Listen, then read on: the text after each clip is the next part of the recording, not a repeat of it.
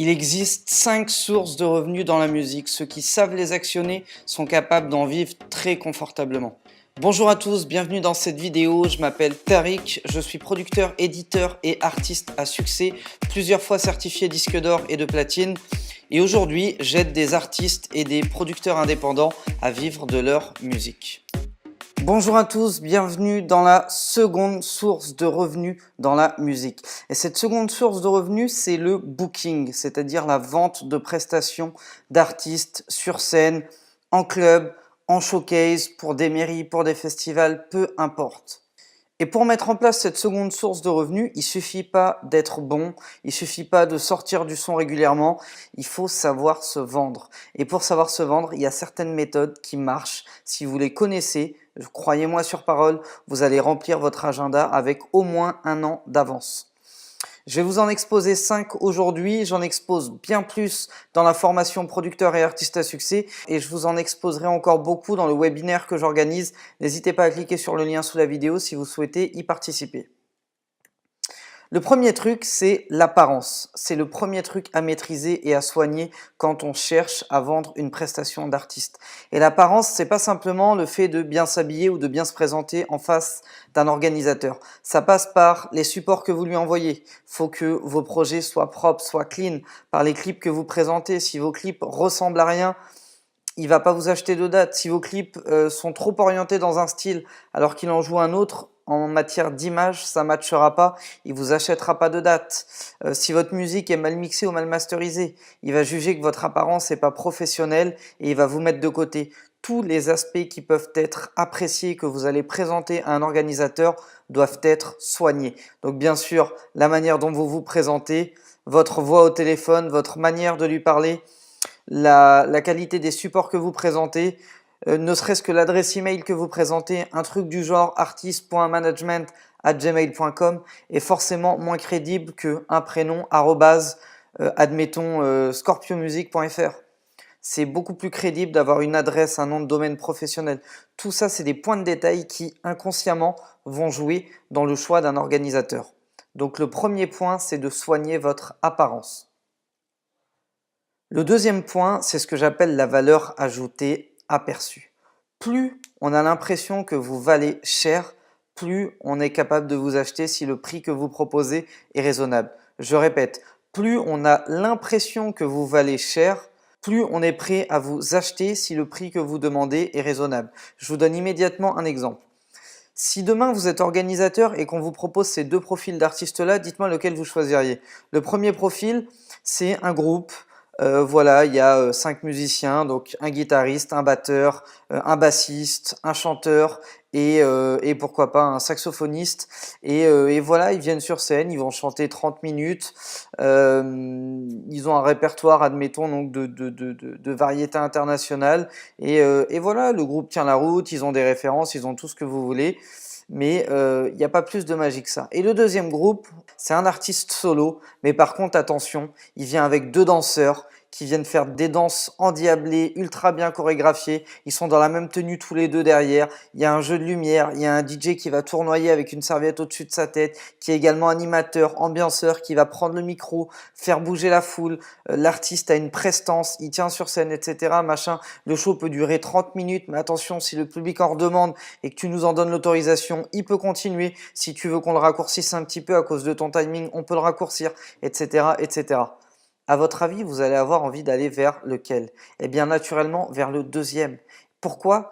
Parce que le simple fait d'avoir utilisé un vocabulaire visuel qui donne plus de valeur ajoutée, aperçue à son show, va vous amener à le choisir lui. Alors qu'au final, il y a une personne de moins sur scène, c'est un artiste solo, donc les 2 danseurs ne prennent pas le micro, ne jouent pas de musique. Le DJ derrière, il a beau être animateur et ambianceur, lorsque l'artiste chante, il est derrière et il fait rien, à part faire tournoyer sa serviette, etc.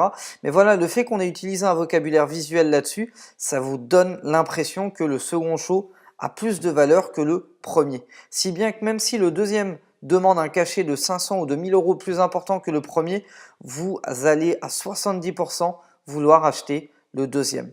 N'hésitez pas à donner de la valeur ajoutée à ce que vous proposez et ça passe par des détails, un vocabulaire visuel de 1, des images pour présenter ce que vous faites. De 2, de 3, ça peut être simplement d'expliquer un petit peu ce qui va se passer sur scène. Rien que ça, rien que d'expliquer ce qui va se passer avec un vocabulaire visuel, eh bien ça donne l'impression que le show a plus de valeur que celui d'un autre.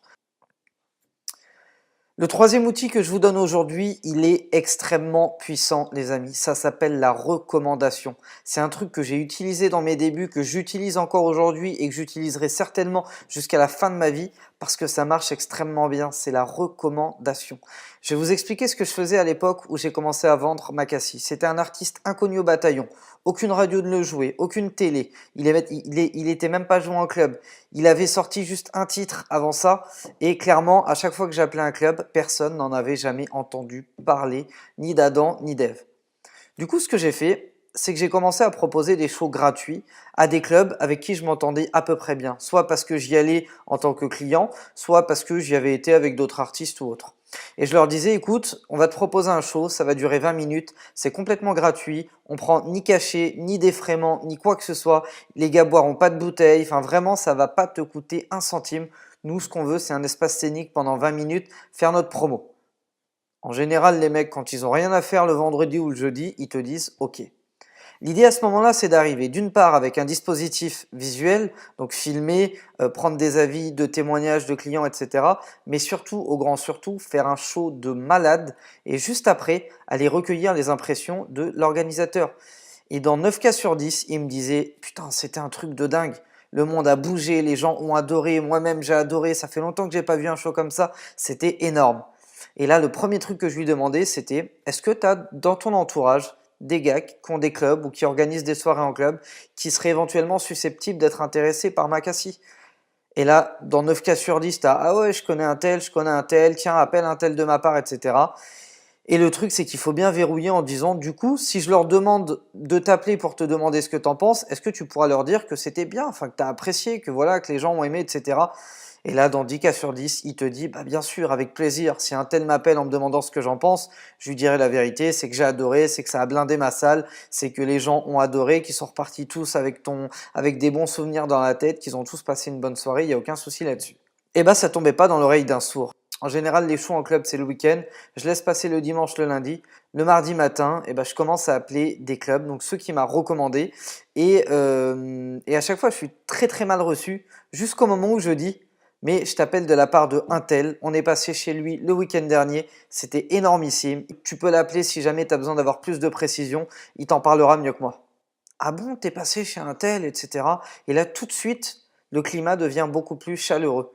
On t'accueille plus comme un simple type qui appelle pour vendre une date, on t'accueille comme un type qui appelle sur la demande d'un tel que tu connais très bien, etc., etc. Et du coup, ce qui se passait, c'est qu'en général, il y avait un bon échange, un truc bien sympathique, on raccrochait, et 2-3 jours après, j'avais un appel du même club que j'avais appelé, que j'avais démarché, qui me disait, écoute, il n'y a aucun souci pour moi, c'est combien, ça se passe comment, est-ce qu'on peut s'arranger, etc., etc. Et du coup, j'ai commencé à vendre des dates de cette manière, et je l'ai refait à chaque fois. Systématiquement, je prenais des recommandations, je récupérais des nouveaux numéros de clubs de droite et de gauche ou d'organisateurs et même de festivals à certains moments et j'y allais par recommandation et ça a marché extrêmement bien. Si bien qu'en l'espace d'un an, on avait fait pratiquement une centaine de dates uniquement sur recommandation. C'est ultra puissant, ça marche extrêmement bien. Et ça marche dans les clubs, ça marche dans les mairies, ça marche auprès des festivals, ça marche sur des salles de concert, des orgas privés, ça marche partout. Même si demain vous souhaitez organiser des concerts dans des hôtels ou pour des grandes entreprises, etc., etc., la recommandation, c'est le meilleur atout que vous puissiez présenter pour vous vendre.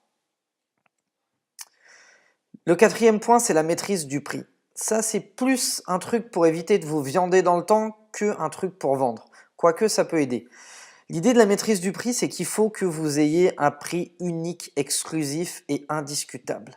C'est-à-dire que le pire des trucs qui puisse arriver pour un artiste, c'est qu'un tel l'ait acheté par exemple 2000 euros, qu'un tel l'ait acheté 800 euros et qu'un tel l'ait acheté 10 000 euros. Il y en a un qui va avoir l'impression de faire une super bonne affaire, il y en a un qui va avoir l'impression de s'être carrément fait avoir, et il y en a un qui va avoir l'impression de l'avoir acheté à un prix raisonnable, mais qu'il aurait pu l'acheter mieux, donc il va pas être content. Et en général, vous allez avoir un client content pour 9 très mécontents. Du coup, ça marche très très mal. Et en général, on perd la maîtrise du prix lorsqu'on souhaite aller trop vite. On se dit, ok, putain, j'ai plein de demandes, ça marche, etc.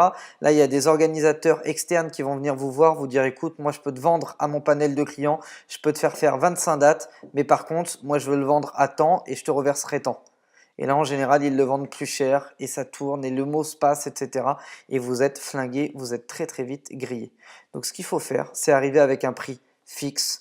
Ne pas hésiter à faire des remises pour vos clients historiques si c'est nécessaire, mais avec un prix fixe, une remise relativement faible et surtout éviter que eux en parlent autour d'eux.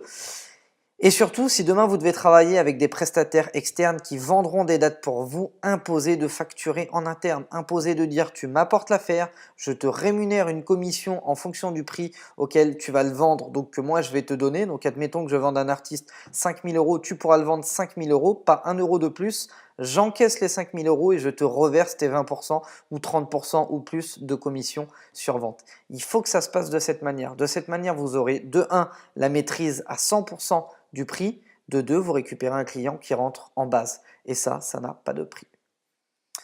Le dernier point, c'est l'actualité musicale. Beaucoup d'artistes, de bookers ou de producteurs ou de managers font l'erreur de croire que l'actualité musicale, c'est le premier argument pour prendre son téléphone et pour vendre un artiste. En réalité, c'est absolument pas un argument. Je l'ai cité aujourd'hui simplement pour vous expliquer à quoi ça sert.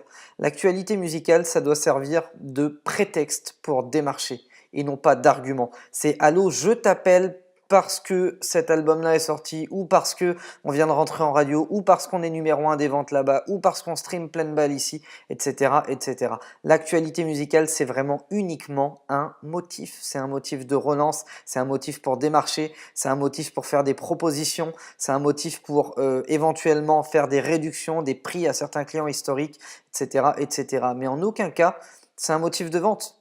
Si demain un artiste vous appelle et vous dit achète-moi une date à 10 000 balles juste parce que je viens de sortir un album, vous l'achèteriez pas et c'est tout à fait normal. Vous l'achèteriez pour d'autres raisons, mais pas parce qu'il vient de sortir un album. Vous l'achèteriez parce que l'album vient de sortir et qu'il est numéro 1 des ventes.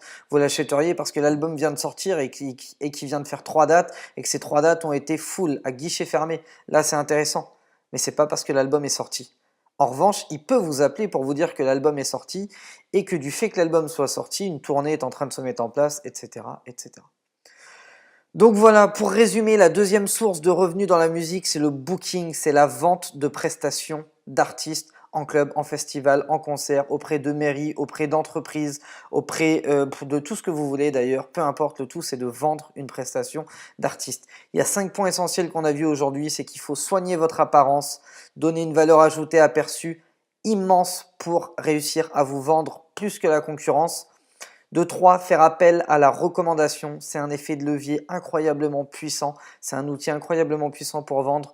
De 4, bien maîtriser votre prix, surtout si vous travaillez avec des vendeurs externes qui bossent à la commission. Et en 5, servez-vous de votre actualité musicale comme prétexte et non comme argument de vente.